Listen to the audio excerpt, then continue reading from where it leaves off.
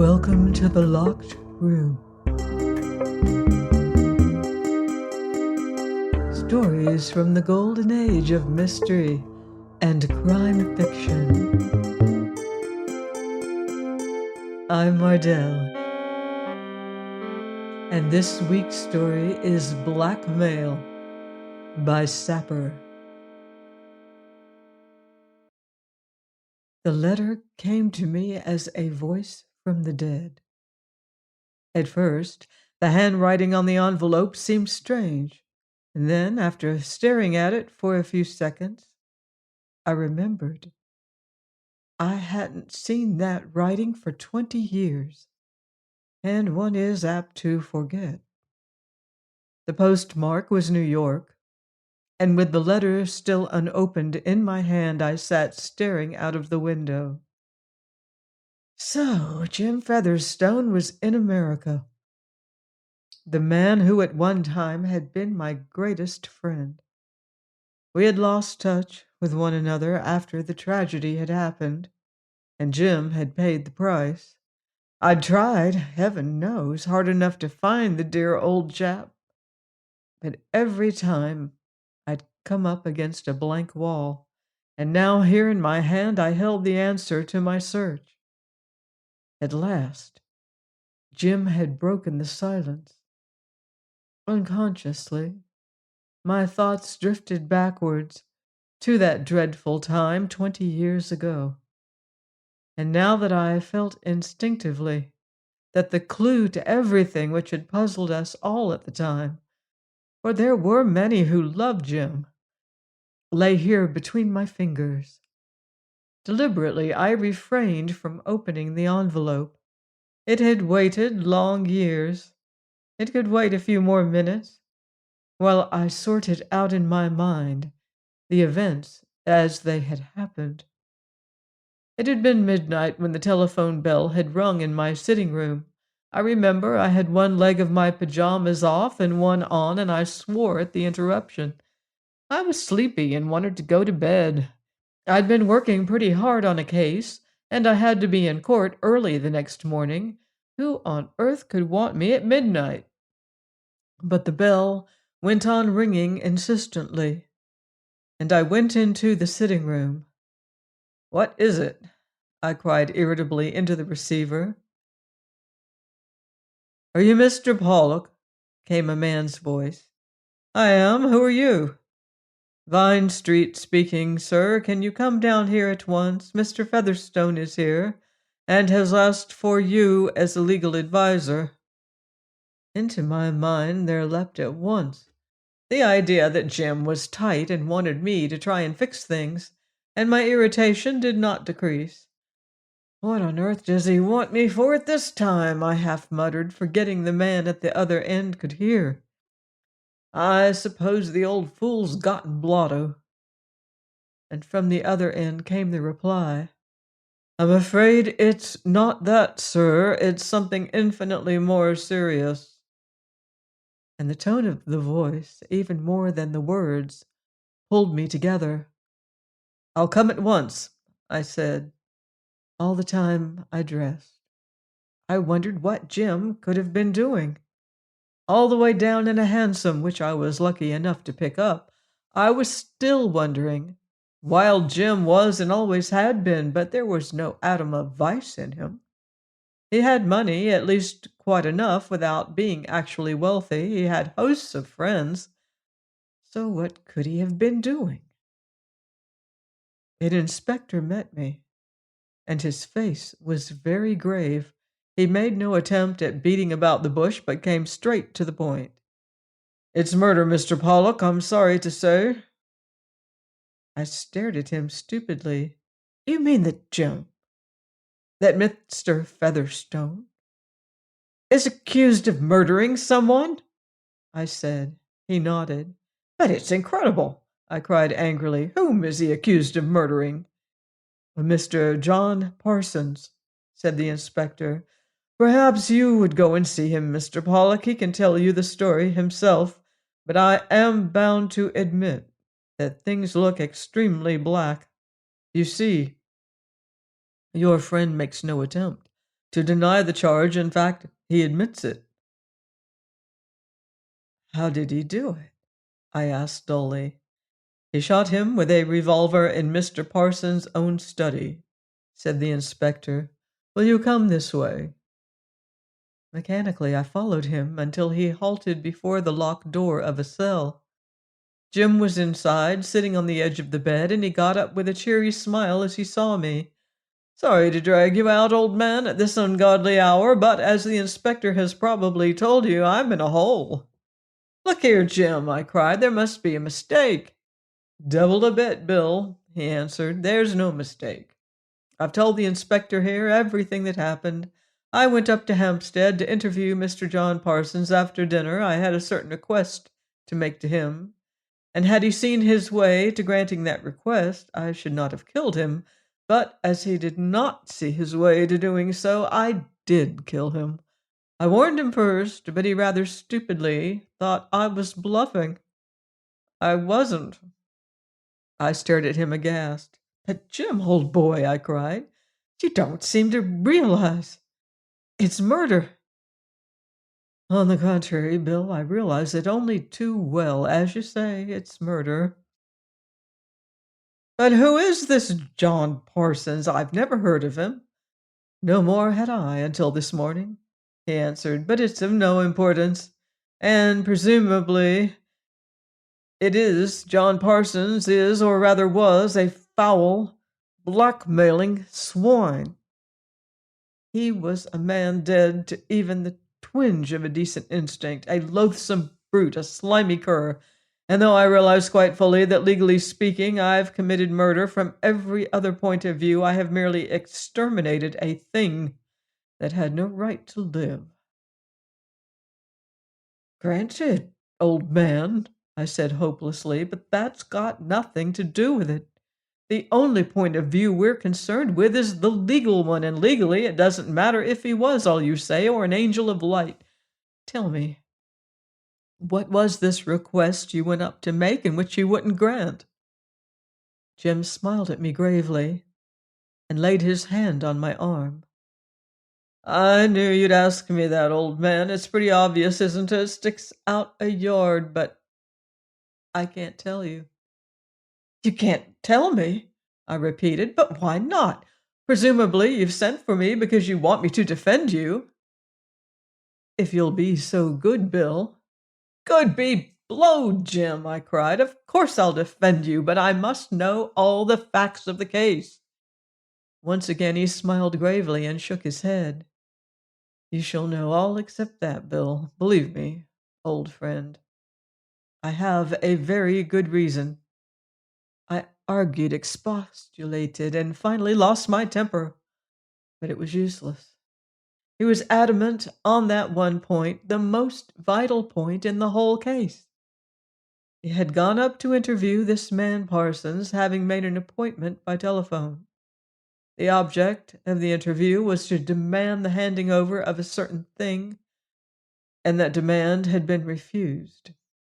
Parsons had merely laughed at his request. So Jim had taken the revolver out of his pocket and had warned him of his unalterable intention of killing him if the request was not complied with. And once again Parsons had laughed, and rising from his chair had crossed to the bell. It was then that I shot him through the heart, Bill, said Jim quietly. After that I locked the door, took the keys of his safe from the body, opened the safe, and found what I sought. The servants were hammering on the door, but it was a stout one. I burnt the thing I had come for. And then I opened the door, and that is absolutely all there is to it. Moreover, that had been absolutely all there was to it when he was tried. Not even by so much as a hint had Jim given away what had been the object of his visit. I warned him of the consequences, but I might have saved my breath. I realize all you say, old friend, he said patiently, but it's just impossible for me to tell you. I know what it means to me, but I can't help it, whatever the result may be. And so it came to the trial. The court was crammed, and the most self-possessed person there was Jim. I can see him now, standing between the two warders, head thrown back a little, arms folded, and what a magnificent-looking specimen of manhood he was! He gave me a nod and a smile, but after that he looked neither to the right hand nor the left, though the court was crammed with his friends. Quietly, inexorably, but with studied moderation, counsel for the Crown outlined the case. He made no effort to gloss over the character of the murdered man. With scrupulous fairness, he went so far as to emphasize it. "As my learned friend will doubtless tell you, gentlemen," he said, "John Parsons was that most loathsome of all things, a blackmailer. From documents discovered in his safe, no doubts can be entertained on that score. But, gentlemen, the law of England protects people against blackmail. Further, it punishes the blackmailer with the utmost severity. It is the safeguard of a civilized community. It is the thing which appeal must be made, and no man, under any conditions whatever, has the right to take the law into his own hands." It was a short case. Though technically the plea was not guilty, there was no dispute over facts. And there was no drama to it either until I put Jim himself into the witness box. Whether he liked it or not, I was determined to run sentiment for all it was worth, and I asked him once again the question point blank. "What was the request you made to John Parsons?" He looked me straight in the face. "I refuse to say." "Did it concern a woman's honor?" For a moment he hesitated. Then he answered firmly, "Yes, it did." Of course it was useless. Counsel for the Crown, as was his duty, pushed him hard on the point. "Who was the woman?" "I refuse to say." "Will you write down the name and hand it to his lordship?" "I will not." And then the judge intervened. A little sternly he pointed out that Jim was jeopardizing his chances by his attitude, and that his consistent refusal to give any information on this point not only tended to throw doubts on the veracity of his statement, but came perilously near contempt of court. Jim bowed, and I can hear now his quiet, level voice. "My lord, I realize what you say only too well. May I, however, beg of you to believe that nothing is farther from my mind than any feeling of contempt of court.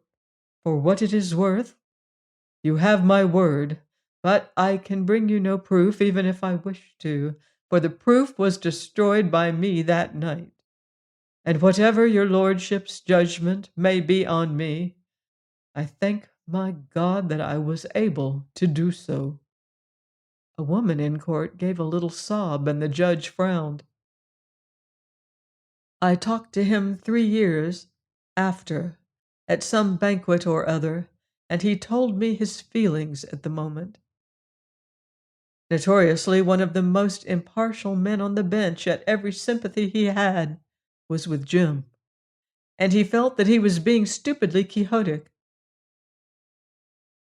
'Are we to understand,' he said, 'that there is a woman living so devoid of every decent sense that she allows you to stand trial for murder, a murder perpetrated, as you say, to save her honor, without coming forward and giving evidence?' I saw the muscles on Jim's face tighten, and a strange look came into his eyes. 'The woman in question is dead, my lord.' And for a space there was absolute silence in court. It was all over in one day. There could only be one end. The issue was never in doubt. There was no refuting the Crown's deadly arguments. If such a precedent were allowed, where would matters end?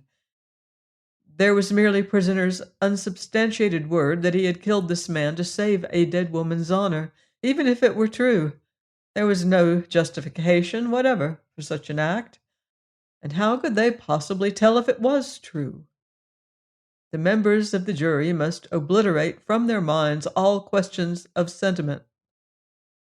They must not take into account the prisoner's personality, nor that of the dead man. All they must concentrate on was the fact that admittedly a man had been murdered, and that the only excuse for the act was an appeal to sentiment which might be allowed be true, but which, on the other hand, might be merely a lie put forward as a last despairing endeavor to mitigate a cold-blooded crime. Let them not forget that the prisoner at the bar had gone to this man's house with a loaded revolver in his pocket. And through it all, Jim listened with the same grave, quiet attention. Never for one instant did any hint of agitation or fear show on his face. And when the jury left to consider their verdict, and he was removed, he gave me one of his usual cheery smiles. They didn't take long, 10 minutes to be exact, and the verdict was the only possible one: guilty. They took a couple of sobbing women out and they closed the doors. And hands clenched and knees twitched, for it's a dreadful moment when a man's life is declared forfeit.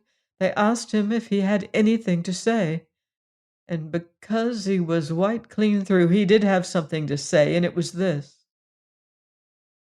"Only one thing, my lord, that had I been in any other position in this court today, either in your lordship's seat or in the jury box, or conducting the case for the crown, I can only hope that I should have acted with the same scrupulous fairness towards prisoner that has been accorded to me today." And then it was over. Jim was sentenced to death, and it seemed to me as I watched him that he was staring at something above him, something that he saw and we couldn't. But then maybe my eyes were a bit dim. Certain it is that even to the last he never faltered. He seemed to be sustained by some outside power. He seemed to be curiously aloof. And all through the days that followed he was just the same. When I told him that from every corner of the country huge petitions were arriving for his reprieve, he shrugged his shoulders and smiled a little sadly. "Dear old Bill," he answered, "you've been just wonderful over it all, but I don't think I very much mind what happens. I'm not a particularly religious bloke, but perhaps, who knows, one might run across people on the other side."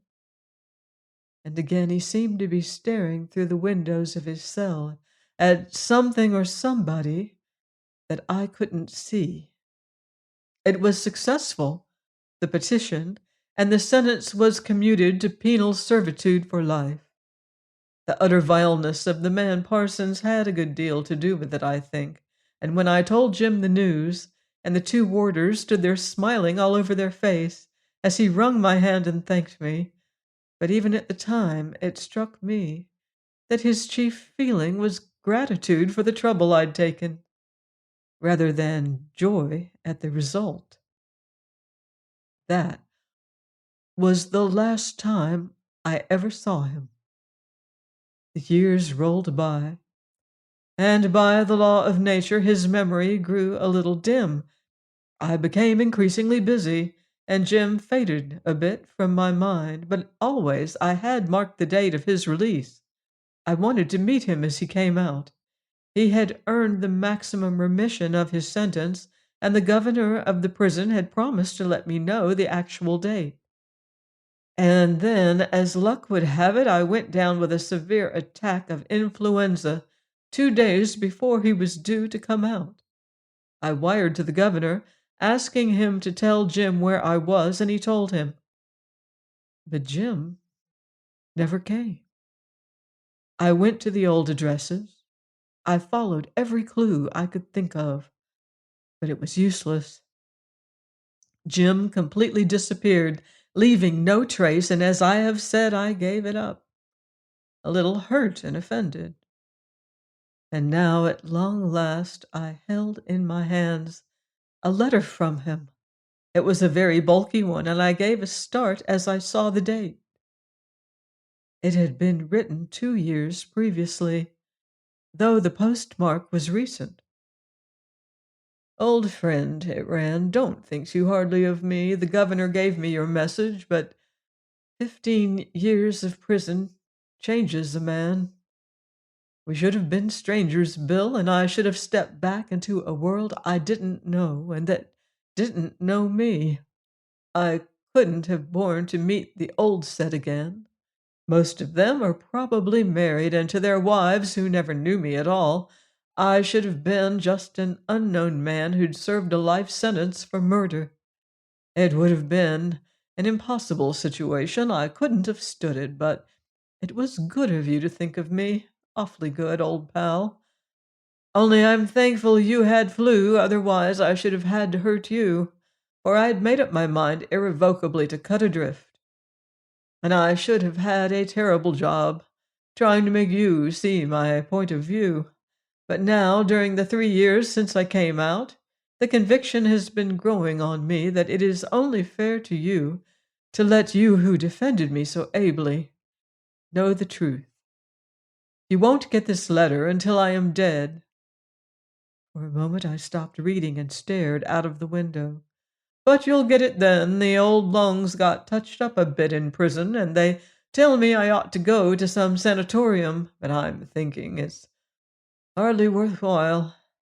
All I ask you, Bill, is to burn this letter when you've read it, and promise me that never by word or deed will you divulge its contents to a living soul, because it's the story of the only part of my life that counts, and the only part of the life of one other.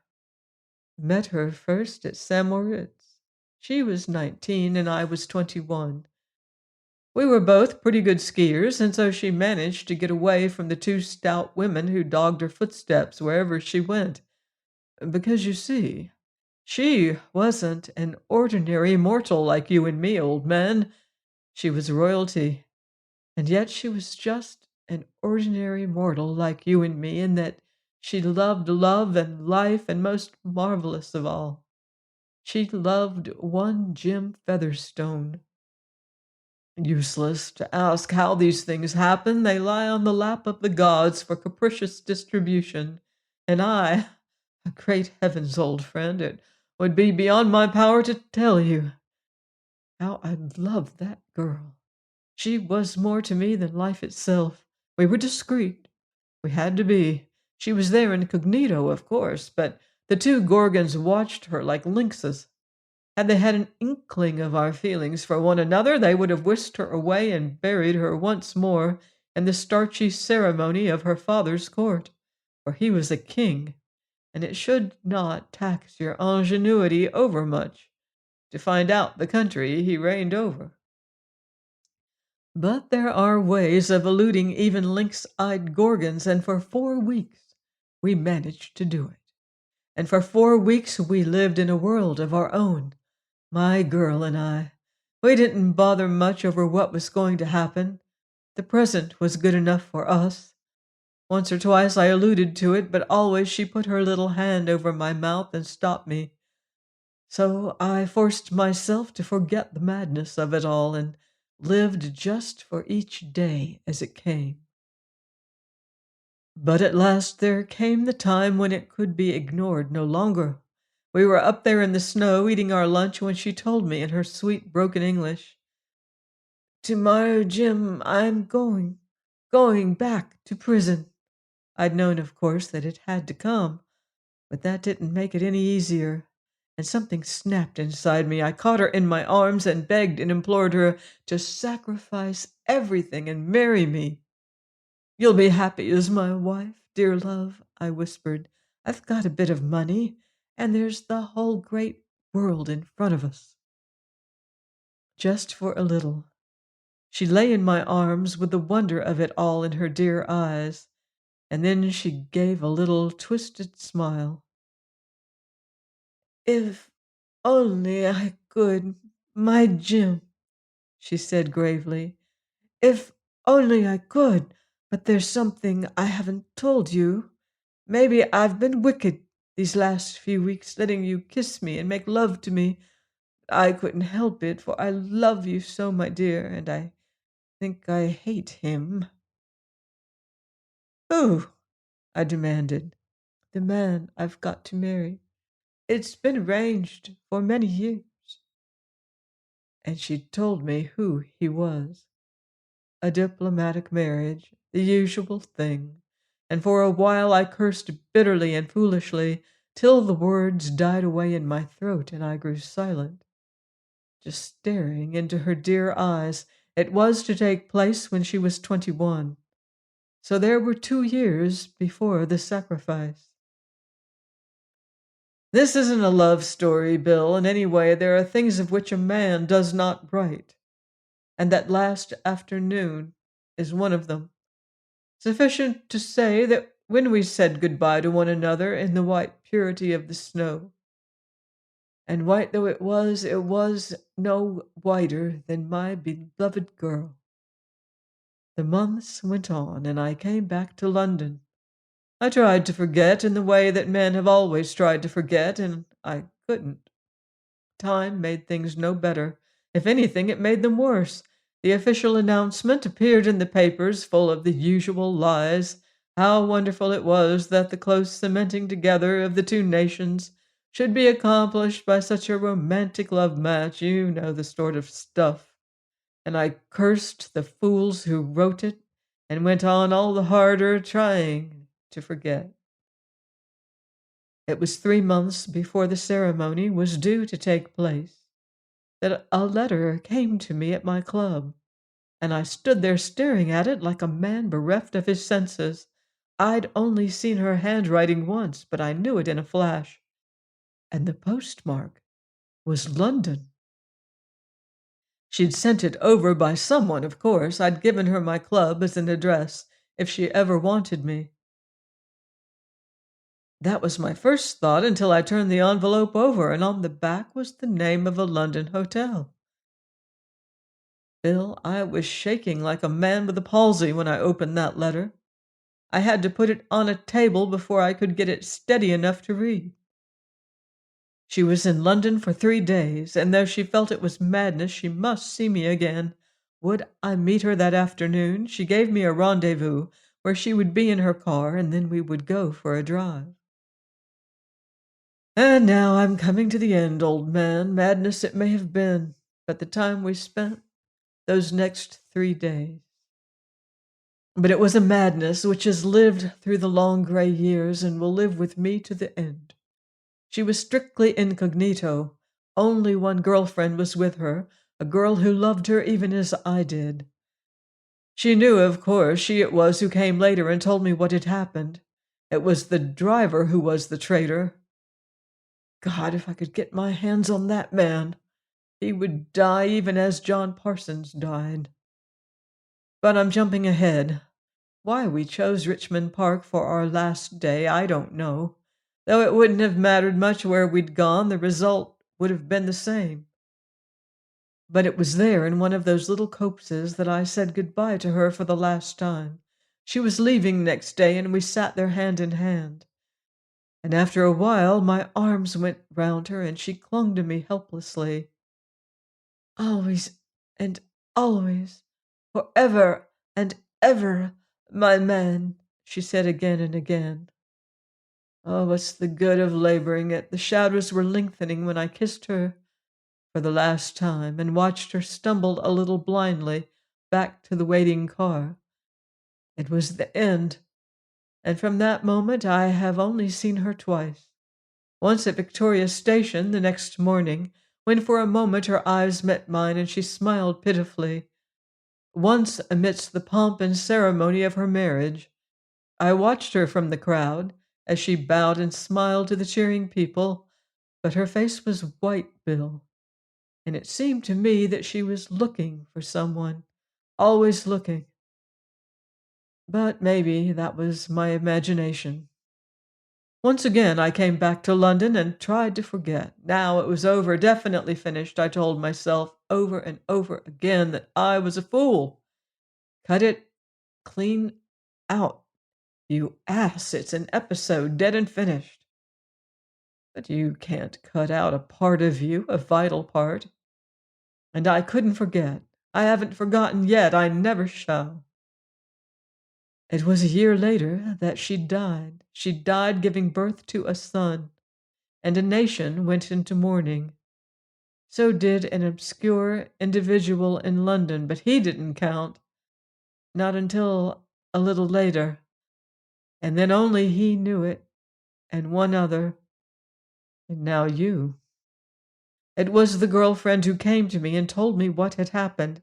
She came one morning and she had traveled over Europe without stopping. I take my hat off to that girl, Bill. She was superb, a thoroughbred, clean through.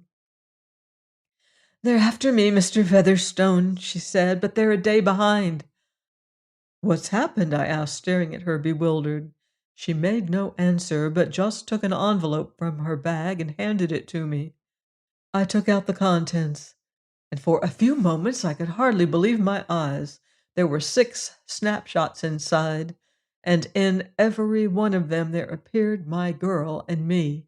They had been taken in Richmond Park. And subconsciously I recalled an occasional click click that I had heard that wonderful afternoon. At the time I had hardly noticed it, put it down to a cricket or something. Now I knew some devil had been there hidden with a camera, and this was the result. "How did you get these?" I asked her. "They were sent to a man at court," she answered quietly. "Never mind how I got them. If you want to know, I stole them. But you know what intrigue is out there, and the man to whom they were sent is the leader of an anti-royalist clique. For years he has been working secretly to overthrow the existing monarchy. In the country he has a large following. He is utterly unscrupulous, and he proposes, I know, to publish these photographs and circulate them. You see what people will say, Mr. Featherstone, that the late Queen had a lover. Probably they will go further and say that the boy is not the son of the king. You must stop it. I don't care about the king or his house. I do care about her reputation. You loved her. You've got a day. Do something. You see, the films are still in existence, and that's the man who has them. I found his name and address when I took the prints." I looked at the paper she held out to me, and then I laid my hand on her arm. "Leave it all to me," I said, and she went away comforted. Old friend, the rest you know. I rang that devil up twice on the telephone to fix an appointment. Each time he was out. So, after dinner, I went up to see him. He smiled when he saw me, and I had to control myself not to strike him in the face. "And what can I do for you?" he asked, though he knew full well all the time. "You can give me the films of those infamous pictures you took in Richmond Park," I answered. He laughed again. "Oh, but I value them highly," he said. "They've been worth a great deal of money to me, my dear boy." "You foul swine!" I cried, and he waved a deprecating hand.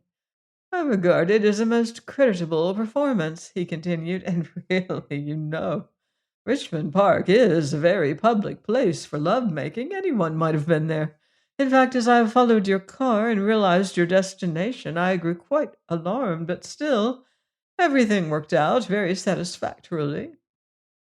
And at that moment, the telephone bell rang beside him. He spoke into it, and his face changed suddenly. I can still see him hanging up the receiver with a cold, sneering smile. "So, my young friend, you have succeeded in stealing those photographs, have you? How very interesting." I realized that the pursuers had arrived in London, and that time was even shorter than I thought. "Photographs for which I have been paid a very large sum," he continued. "And here have I got all the trouble of printing another set." "You'll never do that, you blackmailer," I said as he leant back in his chair, still smiling. "May I ask how you propose to prevent me?" he remarked. "The negatives are in that safe, the key of which is attached to my body by a steel chain. It is possible that you're a little stronger than I am, but not so much. Anyway, there's a bell, and there are two men servants in this house who really are strong, specially engaged, in fact, for removing troublesome people. So, may I ask you again how you propose to prevent me?" "By killing you," I said, and I pulled out the revolver, and still he smiled. "Oh, they hang people for that in England, my dear boy, so I wouldn't if I were you. It's a stupid bluff, you know, that revolver game." Bill, sometimes now I see the look in his eyes of cringing, hideous terror when he first realized it wasn't bluff, and I glory in it. He gave a sort of stifled scream, reached for the bell just as I plugged him through the heart. Then I locked the door and I burnt the films, and I knew that my darling was safe. Old friend, wouldn't you have done as I did? Sapper was the pen name of H.C. McNeil, who also wrote many stories of the adventures of Bulldog Drummond.